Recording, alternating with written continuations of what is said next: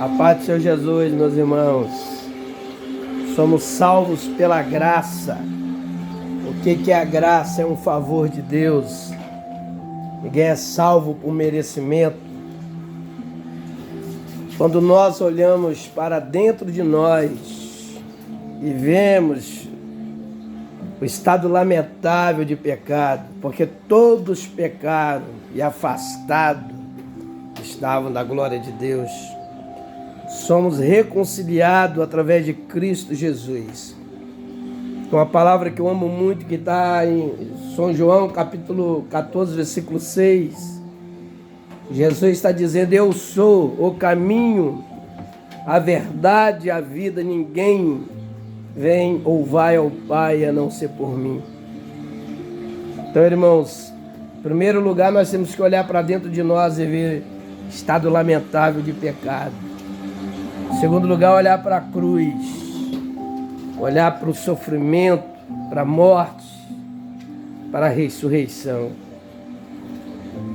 Jesus, ele sofreu. O profeta Isaías diz que, como ovelha muda, ele foi levado ao matadouro e não abriu sua boca. Então vale a pena servir esse Deus. Ali está a irmã Maria fazendo um cafezinho, né, irmã Maria? Fazendo um cafezinho da noite. Senti de fazer esse vídeo. Eu conversei com o senhor, no culto de Santa Ceia, o pastor dele falou para a igreja que ele não ia participar da ceia, mas a esposa, porque não tinha entregado o dízimo 3 meses. E eu falei para ele: mas irmão, a ceia é da igreja? A ceia é do pastor ou a ceia ela é do Senhor? Em primeiro lugar, que a Bíblia diz: examina, pois, o homem a si mesmo. O pastor não tem que examinar a vida de ninguém. As pessoas têm que olhar para dentro de si antes de pegar no cálice e no pão. E quando um pastor ele diz que o crente não pode participar da ceia porque não entregou o dízimo, ele está desfazendo do sacrifício de Jesus na cruz. Não somos salvos porque contribuímos. Somos salvos porque Jesus morreu na cruz para nos salvar. A contribuição ela faz parte do culto, faz. Porque existem igrejas que ela paga aluguel, ela tem os seus gastos. Contribuição, segundo Coríntios capítulo 9, versículos 6 e 7. Cada um contribua segundo o teu coração. Quem semeia pouco, colhe pouco. Quem semeia muito, colhe muito. Mas ninguém contribui ou semeia para colher lá no céu. Por isso que entregar dízimo, ofertas, vai te impedir de participar da ceia. Não, irmãos? Ninguém pode ser contribuinte por medo. Ninguém pode ser contribuinte por estar sendo amedrontado. Quem não dá dízimo é ladrão, quem não dá dízimo vai para o inferno. Nós sabemos que o primeiro a entregar dízimo na graça foi Abraão. Está lá em Gênesis capítulo 14, versículo 18 ao 20. Mas ele não entregou dízimo dos bens que Deus deu para ele. Ele foi para uma guerra, conseguiu libertar seu sobrinho Ló, saqueou o inimigo e do saque ele tirou 10% e deu para um sacerdote chamado Melquisedeque. Foi a única vez que Abraão entregou o dízimo. Então a gente não pode ter Abraão, pai da fé.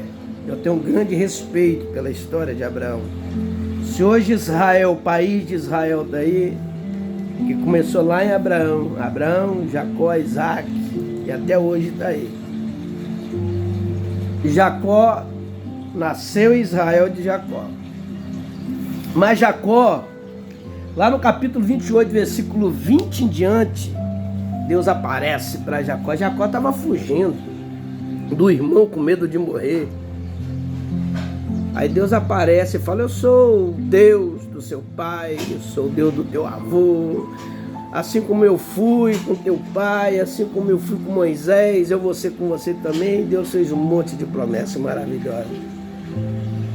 Aí na hora ele abre a boca e diz: ó, depois que ele acordou, porque ele viu, né, uma escada, os anjos subindo e descendo, e ali na teofania era Jesus que apareceu para ele, fazendo as promessas que fez para Moisés e que fez para o seu pai.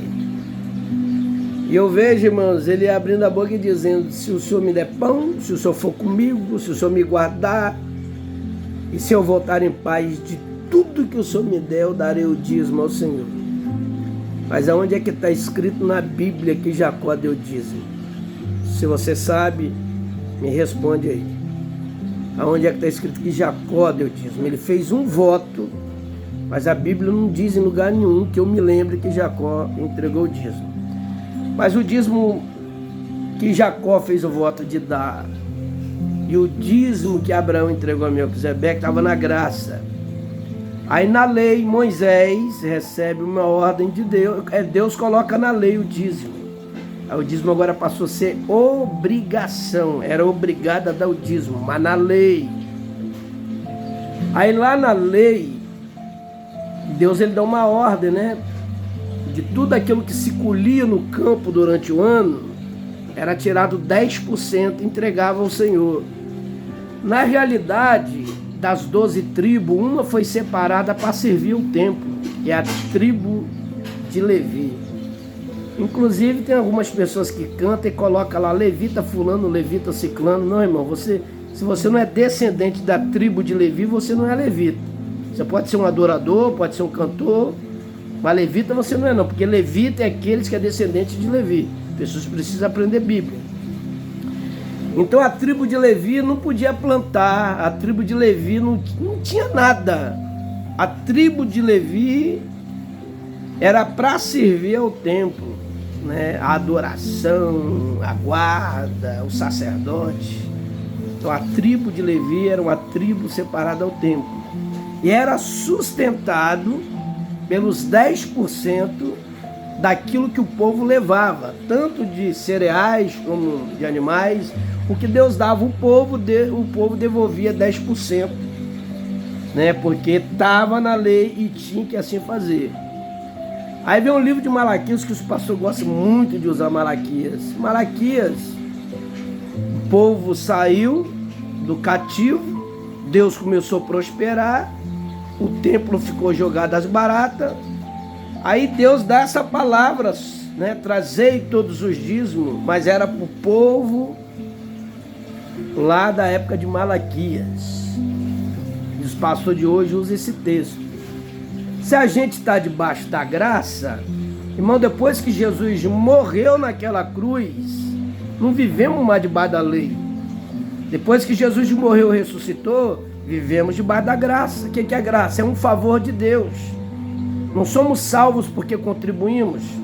Somos salvos porque Deus nos fez um favor. João 3,16. Porque Deus amou o homem e a mulher, Deus amou o mundo de tal maneira, ao ponto de enviar o seu único filho para todo aquele que nele crê não pereça, mas tenha vida eterna. Então é errado, irmãos. Pastor que chama um membro de ladrão porque não dá dízimo, a maioria desses pastores também não dá dízimo, não entrega dízimo. Eu perguntei para um pastor, fui numa igreja pregar, tinha algumas irmãs amaziadas lá, tinha uma que canta muito. Eu falei: pastor, a irmã fulana, eu conheço ela, canta muito. Eu já vi ela cantando em outras igrejas. Assim, não, aqui não canta não, porque aqui amaziado não pega no microfone. Aí eu perguntei para ele: e o dízimo dela, do marido dela, você recebe? Ele olhou para mim com cara de espanto. Aí eu falei assim: eles são dizimistas? Aí o pastor falou: você está errado então. Você não pode pegar no microfone da igreja para adorar a Deus que está em pecado. Por que você recebe o dízimo de quem está em pecado? Meu irmão, de cada 10 pastores, você tira 2 ou 3 que realmente tem amor ao reino e amor à obra de Deus. A maioria, eles querem viver da fé do bolso dos outros. A maioria dos irmãos me conhece, eu sou pastor missionário, tenho um projeto Bahia, 20 anos socorrendo famílias e ganhando almas. Temos a base missionária que está aberta através de contribuições. Temos um café da manhã aos domingos para as crianças, que também é realizado com contribuições. E sou pastor de uma pequena igreja no bairro Maria Ortiz. Mas lá ninguém fica sem tomar ceia porque não entregou o dízimo. Lá ninguém fica sem tomar a santa ceia, irmãos, porque não contribuiu. O que eu leio na hora da ceia, para quem é membro, é: examina, pois, o homem a si mesmo. Você tem que se examinar e ver se você está em condição de pegar no pão, pegar no cálice. Porque Jesus, ele disse: vocês vão fazer isso em memória de mim. Porque toda vez que você comer do pão e você beber do cálice, você vai lembrar que o teu sofrimento, a tua dor, a tua angústia, os teus problemas não é comparado com os pregos da cruz, com a coroa de espinho, com os açoites, com a humilhação. Para isso que é a ceia. E a ceia também é uma nova aliança, o sangue de uma nova aliança, Novo Testamento. Então, irmãos, procure uma igreja que pregue a palavra, que te ensina o caminho do céu. Fuja dos picaretas da fé. Igreja que fala mais de dinheiro do que de salvação. Igreja que fala mais de dinheiro do que, de cruz, de renúncia. Tem igreja que não fala mais de arrebatamento, tem igreja que não fala de inferno, tem igreja que não prega novo nascimento, é só prosperidade. Tem igreja que é de segunda a domingo, Deus vai te dar, Deus vai fazer, contempla a chave da casa, contempla a chave do carro, mas toma vergonha na cara, abandona o pecado, muda de vida, Deus tem algo para realizar na tua família através de você. Isso aí não é pregado. A maioria das pessoas, quando diz que tem um profeta que revela, as igrejas lota. Mas a maioria não quer compromisso com Deus. A maioria ouve a revelação e depois vai para o bar, vai para o forró, vai para o carnaval. Então, de que adianta ter um culto cheio de revelação e a maioria das pessoas não querem nada com Deus e com o reino? Eu fico com aquele louvor: se Deus fizer, Ele é Deus. Se Deus não fizer, Ele é Deus. E o importante é que daqui a pouco as trombetas vai tocar e nós subiremos para encontrar com o Senhor nos ares. Se você é um dizimista, que Deus te abençoe. Se você é um ofertante, que Deus te abençoe.